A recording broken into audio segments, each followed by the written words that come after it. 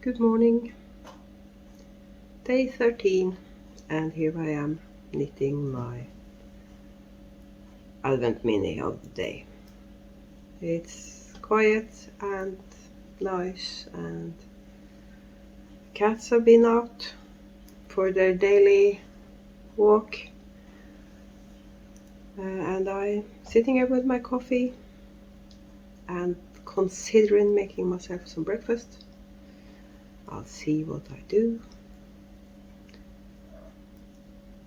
And I'm going to bake today, I think. I have some stuff to do, so I might, I have an appointment tomorrow morning, and I might decide to bake after I've been there, that I do the baking tomorrow and that I do some housework today. And this is the riveting content you come here for. Me thinking out loud what I'm going to do today. It's warmer outside, and that's nice because that means it's warmer inside, and I don't have to walk around in a wool sweater. Not that I mind, but it makes life a lot easier if you're doing stuff when you're only wearing a sweatshirt or a t-shirt, long sleeve t-shirt like this. It's easier to do housework and stuff like that if you don't wear a wool sweater. Okay, so the sweater I wore the last few days, the boxy, is kind of impractical as well because it's so flowy.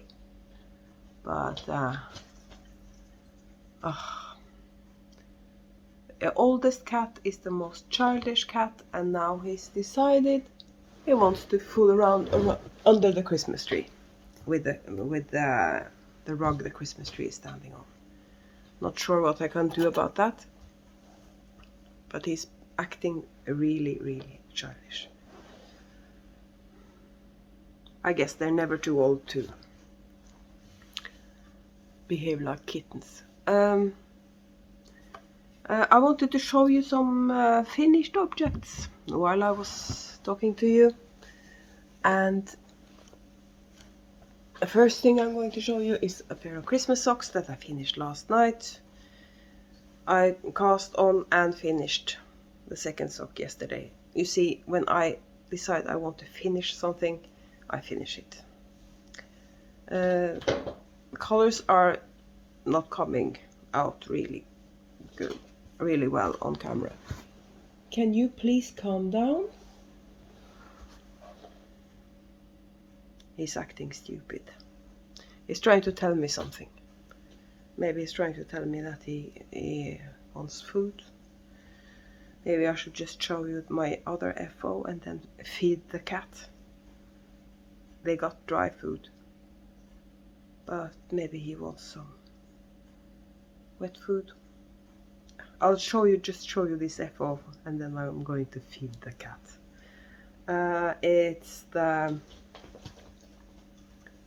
Candy Mountain Cowl by Twin Stitches Designs or Julian Knitter, and I can't wait to wear this outside because it's so cozy. And I measured all the time because I didn't want it. I wanted just long enough to go around my neck twice. So it's really warm, and even now I think it's maybe a bit too long, but I can stretch one of them, put that up around my neck, and then do that with the other. And I really love this. I recommend the pattern. It's of course miles and miles of stockinette, and there's only 3 rounds of stranded color work on each stripe, and you just go on knitting, and when you think it's long enough, she's used an entire 24. Yeah, it's still the oldest cat in the house. She used an entire 24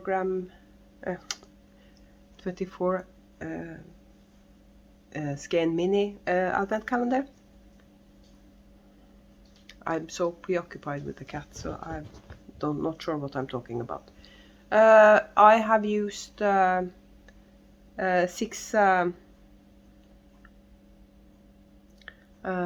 skein.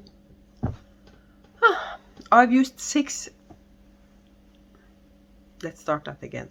I've used 3 6 skein mini sets. Nailed it. From Nikki Slip. And after 18 minis, it wasn't long enough. So what I did, I repeated the 4 last colors. Not sure where I can show you. I repeated those 4 colors. I repeated those 4 colors from the middle set. So I got some distance between them. And this is where I kitchenered the cowl together. So I have 22 stripes in total on mine. And that's the length I wanted.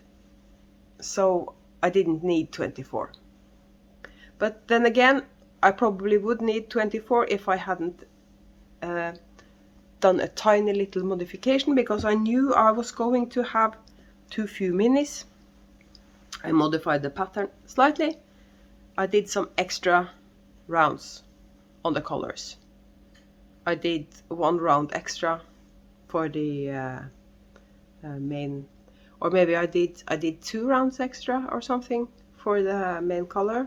1 or 2 rounds extra, and I did 1 round extra on the contrast color to make it longer.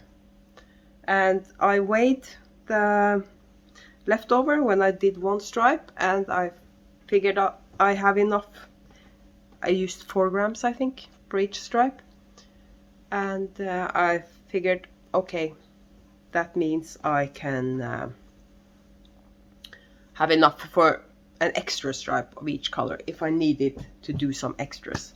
The only thing I'm sort of bummed about is that I can't locate the first, because I have 5 grams left of each, 5 to 6 grams left of each color, and I have misplaced the first mini set, leftovers of the first mini set.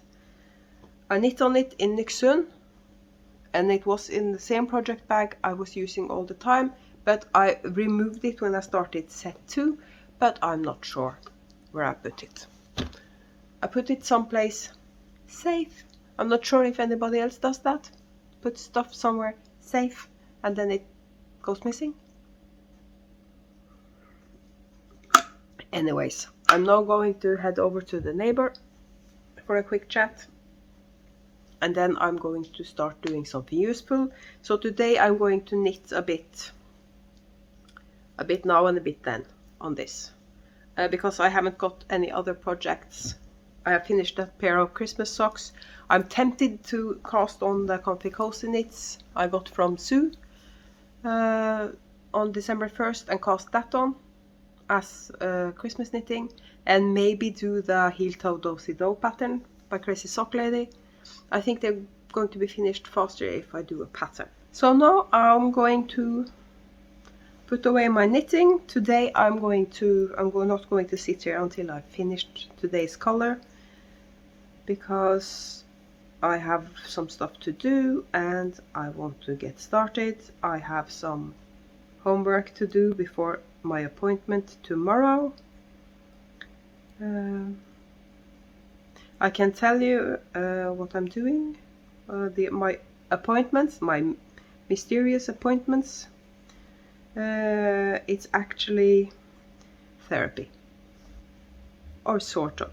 It's a job training center, a place you go when you need to get a job but you sort of can't for some reason. I'm in that category. We need the extra money. I'm not making any money doing what I'm doing, I need to get the day job, and I can't just apply for jobs because of my situation. I have osteoarthritis in both shoulders. I can't lift anything heavy above my, say, there. Can't lift anything heavy above this part of. It works for yarn dyeing because I don't have to lift anything above waist. Plus, if I have a bad day and my shoulders really hurt, I don't have to do anything. I have a really understanding boss. So that's one thing. The other thing is my social anxiety. That doesn't make it easy getting a job. So in Norway we have this system where you have job training centers that try to figure out how much you can work, what sort of work suits you, and they try to work around your problems. And some of your problems they try to do something about, and that's the part I'm in now. We're trying to figure out what we can do something about, what I could do about it to make it easier for me to get the job. And then they start trying me. Different employers let you come there for a few days so you can figure out, okay, does this work for me? It's been tough for me because I feel like this sort of thing is for people that struggle. And in my head, I don't need help like this. I don't need this amount of help. I could only just apply for a job and go out and work. But then again, it would take me a couple of weeks. If I got the job, it would take me a couple of weeks, 3 weeks, and then I would have to quit. Because I would get totally burned out. And I wouldn't be able to do anything. And by the way, just so you know, they're trying to get me a part-time job. Because the yarn dyeing is really important for my mental health. It's an outlet for lots of stuff. Just working with the colors, I get to use my professional. I'm a graphic designer. I get to use my knowledge about colors, and it's really it's so important for me. So they're going to help me get a part-time job, and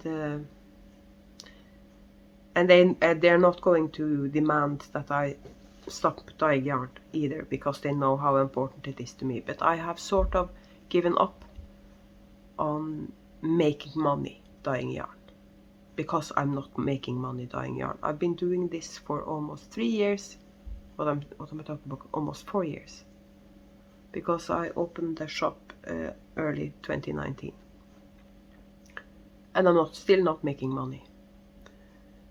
So it's sort of an expensive hobby, and because everything has it's paying itself, because I make enough to order more undyed yarn and more shipping containers, and paying for shipping. The customers pay for shipping when they order the yarn. So, but I can't give myself a salary, because then I wouldn't have money for undyed yarn and stuff like that. So I'm going. I'm making just enough money to keep on going, if you know what I mean. So I haven't got any extra money from the business. But again, I don't want to stop doing it, because it's really important for my mental health. So I've got and I'm my own boss. I don't have to be around people if I don't need to, if I don't want to. So it's the perfect thing, except I don't make money. That turned into a woe is me. I wasn't meaning to do that, but I'll let it get out there, because I don't think a lot of just as much people as I've been talking about this on my Bente's Bag of Holding episode anyway, why I'm struggling. So here goes nothing. I'm going to go out over to my neighbor's house, and I'll see you later when I've gotten some stuff done and when I sit down for a coffee break later. Decided to have a tea break, and that means I'm going to open day 13 in my English tea shop calendar. Yesterday I got the chamomile tea that I was supposed to have last night and I forgot about it. So that's for tonight, I guess. And today's is organic white tea with cinnamon, cocoa, coconut and lychee. Sounds interesting. I'll try that one then. I haven't done anything useful so far, and that's typical because I have plenty of stuff I should have done, but I'm having one of those days and I'm really struggling to get moving. So after I've had my cup of tea, I think I'm going to time myself, give myself a challenge, see how much I can clear out of the kitchen in an hour, and let's see how much I get done. Cross your fingers that I'm actually going through with this. So it's the end of the day and I'm sitting here knitting on the gnome. This one is going to have a rainbow beard because my neighbor gave me some spinning fiber, a sample of spinning fiber that's dyed in lots of different colors, so that's going to be his beard. And I'm expecting hubby home in about 15 minutes, and then we're making dinner and watching the rest of Critical Role from last night, because every episode is over 4 hours long and it's uploaded to YouTube at 9 p.m. so we can never see the entire episode before we go to bed, so we're seeing the rest of it today while I'm knitting on my gnome. I got some work done in the kitchen, but I decided to clean the cupboard fronts, so that means I didn't get all the stuff done I wanted to clear the work surfaces. And let me just tell you one thing. Stainless steel appliances, they look really good, but they're a nightmare to clean because you can never get that perfect finish that they have when you buy them. So sometimes I regret getting stainless steel appliances, but again, they look really good when they're clean.